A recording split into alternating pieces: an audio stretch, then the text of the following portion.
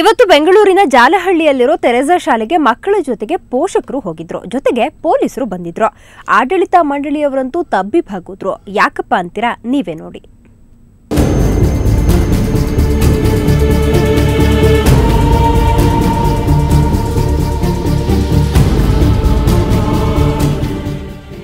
ಶಾಲೆಯ ಗೇಟ್ ಮುಂದೆ ಜನರ ದಂಡು. ಸ್ಕೂಲ್ ಆಡಳಿತ ಮಂಡಳಿ ವಿರುದ್ಧ ಘೋಷಣೆಗಳನ್ನು ಕೂಗ್ತಿರೋ ಪೋಷಕರು, ಭದ್ರತೆಗೆ ಧಾವಿಸಿದ ಪೊಲೀಸರು. ಅಂತೂ ಇವತ್ತು ಬೆಂಗಳೂರಿನ ಜಾಲಹಳ್ಳಿಯ ಮದರ್ ತೆರೇಸಾ ಪಬ್ಲಿಕ್ ಸ್ಕೂಲ್ ಬಳಿ ಕೊಂಚ ಗೊಂದಲದ ವಾತಾವರಣವಿತ್ತು. ಪಿಕ್ನಿಕ್ಗೆ ಹೋದ ಬಾಲಕ ತೇಜಸ್ ಜಲಸಮಾಧಿಯಾದ ಪ್ರಕರಣಕ್ಕೆ ಸಂಬಂಧಿಸಿದಂತೆ ಶಾಲೆಯ ಅಸಡ್ಡೆ ಖಂಡಿಸಿ ಎಲ್ಲ ಪೋಷಕರು ಧರಣಿ ನಡೆಸಿದರು. ಆಡಳಿತ ಮಂಡಳಿ ವಿರುದ್ಧ ಆಕ್ರೋಶ ವ್ಯಕ್ತಪಡಿಸಿದರು. ಶಾಲೆ ಮುಚ್ಚಲು ಹಾಗೂ ಪರಿಹಾರ ನೀಡುವಂತೆ ಆಗ್ರಹ ಮಾಡಿದರು.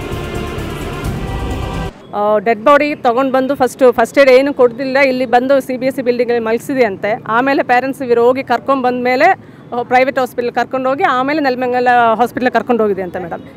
ಅವ್ರಿಗೆ 2,000 ಮಕ್ಕಳಲ್ಲಿ ಒಂದು ಹೋದ್ರೆ ಏನೂ ಆಗಲ್ಲ, ನಮಗೆಲ್ಲ ಒಂದೊಂದು ಮಗು ಇರೋದು madam.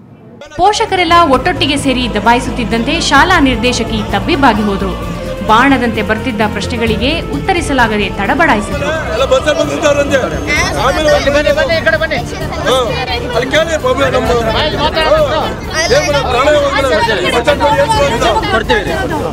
See, I can request the parents. See, it's a very big issue that which have happened, and in Mother Teresa's history, it never happened before. We are running the institution from 35 years. This is the first time which happened, and it's a new experience for us. We don't have any words to tell for this sad demise. But one thing we can tell is, please, miss, just give us some time to do. Whatever they are telling, we are ready to do. We will take care of the family. We are ready to do everything. ಕೊನೆಗೆ ತೇಜಸ್ ಕುಟುಂಬಕ್ಕೆ ಆರ್ಥಿಕ ನೆರವು ನೀಡೋ ಭರವಸೆ ನೀಡಿದ್ರು. ಮುಂದೆ ಇಂತಹ ಅವಘಡಗಳು ನಡೆಯದಂತೆ ಎಚ್ಚರ ವಹಿಸೋದಾಗಿ ಆಶ್ವಾಸನೆ ಕೊಟ್ಟರು. ನೆಲಮಂಗಲದ ಟಿ ಬೇಗೂರಿನ ರೆಸಾರ್ಟ್ನಲ್ಲಿ ಬಾಲಕ ತೇಜಸ್ ವಾರದ ಹಿಂದೆ ಸಾವಿಗೀಡಾಗಿದ್ದ. ಶಾಲಾ ವಿದ್ಯಾರ್ಥಿಗಳನ್ನ ಪ್ರವಾಸಕ್ಕೆ ಕರೆದೊಯ್ದಿದ್ದಾಗ ಶಿಕ್ಷಕರ ಅಸಡ್ಡೆಯಿಂದ ಆತ ನೀರು ಪಾಲಾಗಿದ್ದ. ಇನ್ನು ಶಿಕ್ಷಕರು ಹಾಗೂ ಶಾಲಾ ಆಡಳಿತ ಮಂಡಳಿ ಈ ಬಗ್ಗೆ ಏನೇ ಹೇಳಿದ್ರು, ಅವತ್ತು ಅಲ್ಲಿ ನಡೆದಿದ್ದೇನು, ಈ ದುರಂತ ಹೇಗಾಯ್ತು ಅನ್ನೋದನ್ನ ತೇಜಸ್ ಸ್ನೇಹಿತ ಮಧು ಬಾಯ್ಬಿಟ್ಟಿದ್ದಾನೆ. ನಮ್ಗೆ ಯಾರಿಗೂ ಅಂದ್ಲು, ಅವನೊಬ್ಬನೇ ಹೋಗಿದ್ದ. ಮ್ಯಾಮು ಅಲ್ಲಿ ಫೋಟೋ ಹಿಡಿತಾಯಿದ್ರು, ಅವ್ರು ಎಲ್ಲರೂ ಅಲ್ಲೇ ಆಡ್ತಾಯಿದ್ರು, ಅವನೊಬ್ಬನೇ ಅಲ್ಲೋಗಿದ್ದ.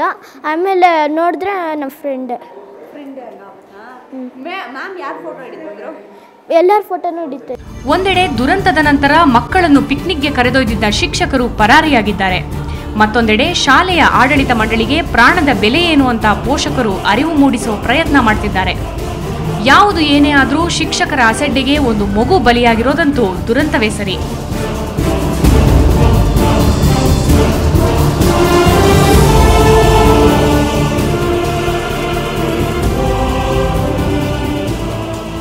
ನಂದಿನಿ ಜೆ, ಸುವರ್ಣ ನ್ಯೂಸ್ 24/7 ಬೆಂಗಳೂರು.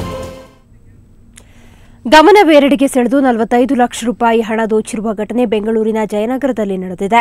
ಮಲ್ಲೇಶ್ವರಂ ಅರ್ಜುನ್ ಕೋಆಪರೇಟಿವ್ ಬ್ಯಾಂಕ್ನ ಸಿಬ್ಬಂದಿ ಆನಂದ್ ಮಧ್ಯಾಹ್ನ ಜಯನಗರದಲ್ಲಿರುವ ಇಂಡಿಯನ್ ಬ್ಯಾಂಕ್ನಲ್ಲಿ 30 ಲಕ್ಷ ರೂಪಾಯಿ ಹಾಗೂ ಗಾಂಧಿ ಬಜಾರ್ನ ಇಂಡಿಯನ್ ಬ್ಯಾಂಕ್ನಲ್ಲಿ 15 ಲಕ್ಷ ರೂಪಾಯಿ ಡ್ರಾ ಮಾಡಿಕೊಂಡು ಬರ್ತಾ ಇದ್ರು. ಜಯನಗರದ 3ನೇ ಬ್ಲಾಕ್ ರಸ್ತೆಯಲ್ಲಿ ದ್ವಿಚಕ್ರ ವಾಹನದಲ್ಲಿ ಬಂದ ದುಷ್ಕರ್ಮಿಗಳು ಕಾರು ಪಂಕ್ಚರ್ ಆಗಿದೆ ಎಂದು ಹೇಳಿ ಗಮನವನ್ನ ಬೇರೆಡೆಗೆ ಸೆಳೆದು ಕಾರಿನ ಡಿಕ್ಕಿಯಲ್ಲಿದ್ದ 45 ಲಕ್ಷ ರೂಪಾಯಿ ಹಣವನ್ನು ದೋಚಿ ಪರಾರಿಯಾಗಿದ್ದಾರೆ.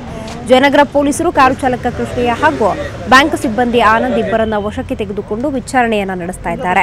ಇದೇ ರೀತಿ ಬೆಂಗಳೂರಿನ SJ ಪಾರ್ಕ್ ರಸ್ತೆಯಲ್ಲಿ ಕೂಡ ಸುರೇಂದ್ರ ಮೆಹ್ತಾ ಎಂಬುವರ ಬಳಿ 10 ಲಕ್ಷ ರೂಪಾಯಿ ಹಣ ದೋಚಿರುವ ಪ್ರಕರಣ ನಡೆದಿದೆ.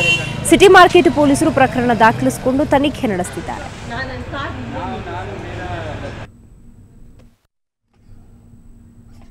ಇನ್ನು ಸಿಲಿಕಾನ್ ಸಿಟಿ ಜನರದ್ದು ಕಂಪ್ಲೀಟ್ ಬ್ಯೂಸಿ ಲೈಫ್. ಇಂತಹ ಒತ್ತಡದ ಲೈಫ್ ಸ್ಟೈಲ್ನಲ್ಲಿ ಮುಖದ ಸೌಂದರ್ಯ ಹಾಳಾಗುವ ಜೊತೆಗೆ ದೇಹವು ವಿಪರೀತ ದಣಿಯುತ್ತೆ. ಈ ರೀತಿ ದಣಿದ ದೇಹಕ್ಕೆ ನವಚೈತನ್ಯ ತುಂಬೋಕೆ ಬೆಂಗಳೂರಿನ ಕೊರಿಯಾ ಥೆರಪಿ ಬಂದಿದೆ. ಇನ್ನು ಥೆರಪಿಗೆ ಯಾವುದೇ ಹಣ ಕೊಡಬೇಕಿಲ್ಲ, ಕಂಪ್ಲೀಟ್ ಫ್ರೀ ಟ್ರೀಟ್ಮೆಂಟ್.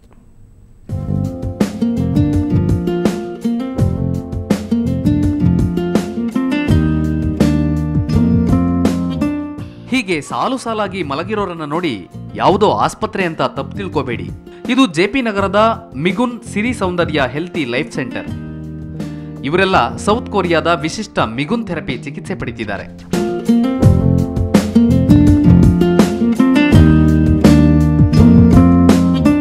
ಅಂದಹಾಗೆ ಮಿಗುನ್ ಪದಕ್ಕೆ ಕೊರಿಯಾ ಭಾಷೆಯಲ್ಲಿ ಮಹತ್ವಪೂರ್ಣ ಅರ್ಥವಿದೆ. ಮಿ ಅಂದ್ರೆ ಸೌಂದರ್ಯ, ಗನ್ ಅಂದ್ರೆ ಆರೋಗ್ಯ. ಸೌಂದರ್ಯ ಮತ್ತು ಆರೋಗ್ಯ ಎರಡನ್ನೂ ಒಟ್ಟಿಗೆ ಕಾಯ್ದುಕೊಳ್ಳುವುದು ಎಂಬುದು ಇದರ ಅರ್ಥ. ಮುಖ್ಯವಾಗಿ ಇಲ್ಲಿ ಆಕ್ಯುಪ್ರೆಷರ್ ಪಾಯಿಂಟ್ಸ್ಗಳಿಗೆ ಚಿಕಿತ್ಸೆ ನೀಡಲಾಗುತ್ತೆ. ಇನ್ನು ಇಲ್ಲಿ ಮಸಾಜ್ ಮಾಡೋಕೆ ಯಾರೂ ಇರೋದಿಲ್ಲ. ಮಿಗುನ್ ಹಾಸಿಗೆಯಲ್ಲಿರುವ ಜೇಡ್ ಸ್ಟೋನ್ಗಳೇ ಮಸಾಜ್ ಮಾಡುತ್ತವೆ. ನರ್ವಸ್ ಪ್ರಾಬ್ಲಮ್ ಇರೋರಿಗೆ, ಆರ್ಥೋ ಪ್ರಾಬ್ಲಮ್ ಇರೋರಿಗೆ, ಬ್ಯಾಕ್ ಪೇಯ್ನು, ಡಿಸ್ಲೊಕೇಟ್ ಆಗಿರೋರಿಗೆಲ್ಲ ತುಂಬ ಯೂಸ್ ಆಗ್ತಾಯಿದೆ. ನೀ ಪೇಯ್ನು, ವೆಯ್ಟ್ ಲಾಸ್ ಎಲ್ಲ ತುಂಬ ಚೆನ್ನಾಗಿ ಆಗ್ತಾಯಿದೆ. ಇದು ದಿನ ಬಂದು ಪ್ರತಿನಿತ್ಯ ಇದ್ರ ಉಪಯೋಗ ಪಡ್ಕೊಂಡು ಹೋಗ್ತಾ ಇದ್ದಾರೆ. ನಮ್ಮದು ಮೆಡಿಸನ್ ಏನು ಅಂದರೆ ಮೇಯ್ನು ನೀರು. ಥೆರಪಿಗೆ ಮೊದಲು ಅಷ್ಟೇ, ಥೆರಪಿ ಆದಮೇಲೆ ಅಷ್ಟೇ ನೀರು ತಗೋಬೇಕು. ಮಿಗುನ್ ಥೆರಪಿಯಿಂದ ದೇಹಕ್ಕೆ ಆರಾಮೆನಿಸುವ ಜೊತೆಗೆ ಬೆನ್ನು ಮೂಳೆ ಹಾಗೂ ಸ್ನಾಯುಗಳ ಸಡಿಲಿಕೆಗೆ ಅನುಕೂಲವಾಗುತ್ತೆ. 3 ತಿಂಗಳ ಕಾಲ ನಿರಂತರವಾಗಿ ನಡೆಯುವ ಈ ಥೆರಪಿ ರಕ್ತದೊತ್ತಡ, ಮಧುಮೇಹ ಮುಂತಾದ ಗಂಭೀರ ಕಾಯಿಲೆಗಳಿಗೆ ರಾಮಬಾಣ. ರೆಗ್ಯುಲರ್ ಆಗಿ ಬಂದೆ, ಒಂದು ದಿವಸನೂ ಮಿಸ್ ಮಾಡಿಲ್ಲ. 1-2-3 ಡೇಸ್ ಎಲ್ಲೋ ಆಗಿರ್ಬೋದು. ಆವಾಗಿಂದ ದೇವರ ದಯೆಯಿಂದ ಎಲ್ಲ ಕಡಿಮೆ ಇದೆ. ಕೊಲೆಸ್ಟ್ರಾಲ್ ತುಂಬ ಕಡಿಮೆ ಇದೆ, 110 ಇದೆ, ನನ್ನ 150 ಇತ್ತು. ಬಾಡಿ ವೆಯ್ಟ್ ಜಾಸ್ತಿ ಇತ್ತು, ಅದರಿಂದ ಕಾಲು ಪಾದ ಎಲ್ಲ ನೋವೋದು. ಇವಾಗ ನನಗೆ ವೆಯ್ಟ್ ಲಾಸ್ ಆಗಿದೆ, 80 kg ಬಂದಿದ್ದೀನಿ. ಮತ್ತು ಆ್ಯಕ್ಟಿವ್ ಆಗಿದ್ದೀನಿ, ಫ್ರೀ ಆಗಿದ್ದೀನಿ, ಏನು ಪ್ರಾಬ್ಲಮ್ಸ್ ಇಲ್ಲ, ಹ್ಯಾಪಿಯಾಗಿದ್ದೀನಿ. ನಾನು ಮಿಗುನ್ಗೆ ಥ್ಯಾಂಕ್ಸ್ ಹೇಳ್ತಾ ಇದ್ದೀನಿ. ಇನ್ನು ಈ ಥೆರಪಿಗೆ ನೀವು ಯಾವುದೇ ಹಣ ನೀಡಬೇಕಿಲ್ಲ. ಟ್ರೀಟ್ಮೆಂಟ್ ಫುಲ್ ಫ್ರೀ ಅಂದಮೇಲೆ ಇನ್ಯಾಕ್ ತಡ? ನೀವು ಒಮ್ಮೆ ಹೋಗಿ ಬನ್ನಿ. ಪ್ರತಿಯೊಬ್ಬರು ತಾವು ಆರೋಗ್ಯದಿಂದಿರಬೇಕು, ಚೆನ್ನಾಗಿ ಕಾಣಿಸ್ಬೇಕು ಅನ್ನೋದನ್ನೇ ಬಯಸ್ತಾರೆ. ಇದಕ್ಕಾಗಿ ಆಯುರ್ವೇದಿಕ್, ಅಲೋಪತಿ ಹೀಗೆ ಮುಂತಾದ ವೈದ್ಯರ ಮೊರೆ ಕೂಡ ಇಡ್ತಾ ಇದ್ದಾರೆ. ಆದರೆ ಇದಕ್ಕೆಲ್ಲ ಪರಿಹಾರವೆಂಬಂತೆ ಈಗ ಮಿಗುನ್ ಥೆರಪಿ ಕಾಲಿಟ್ಟಿದೆ. ಈ ಮಿಗುನ್ ಥೆರಪಿಯ ಉಪಯುಕ್ತತೆಯನ್ನು ಹಲವಾರು ಜನ ಕೂಡ ಪಡಿತಾ ಇದ್ದಾರೆ. ಒಟ್ಟಿನಲ್ಲಿ ಈ ಒಂದು ಥೆರಪಿ ಶರೀರದ ರಕ್ಷಣೆಗೆ ಉತ್ತಮವಾದ ಥೆರಪಿ ಅನ್ನೋದರಲ್ಲಿ ಸಂಶಯವಿಲ್ಲ. ಕ್ಯಾಮರಾ ಪರ್ಸನ್ ಕಿರಣ್ ಜೊತೆಗೆ ಮಮತಾ ಮರ್ದಾಳ, ಸುವರ್ಣ 24/7 ಬೆಂಗಳೂರು. ಕರ್ನಾಟಕದಲ್ಲಿ ಇವತ್ತು ಚಿನ್ನದ ದರ ಎಷ್ಟಿತ್ತು ಅಂತ ನೋಡೋಣ ಬನ್ನಿ. 22 ಕ್ಯಾರೆಟ್ನ 10 ಗ್ರಾಂ ಚಿನ್ನಕ್ಕೆ 27,090 ರೂಪಾಯಿ. ನಿನ್ನೆಯ ದರಕ್ಕೆ ಹೋಲಿಸಿದಲ್ಲಿ 22 ಕ್ಯಾರೆಟ್ ಚಿನ್ನದ ಬೆಲೆಯಲ್ಲಿ 400 ರೂಪಾಯಿ ಏರಿಕೆಯಾಗಿದೆ. ಇನ್ನು 24 ಕ್ಯಾರೆಟ್ನ 10 ಗ್ರಾಂ ಚಿನ್ನಕ್ಕೆ 29,290 ರೂಪಾಯಿ. ನಿನ್ನೆಯ ದರಕ್ಕೆ ಹೋಲಿಸಿದಲ್ಲಿ 24 ಕ್ಯಾರೆಟ್ ಚಿನ್ನದ ದರದಲ್ಲೂ 400 ರೂಪಾಯಿ ಏರಿಕೆಯಾಗಿದೆ.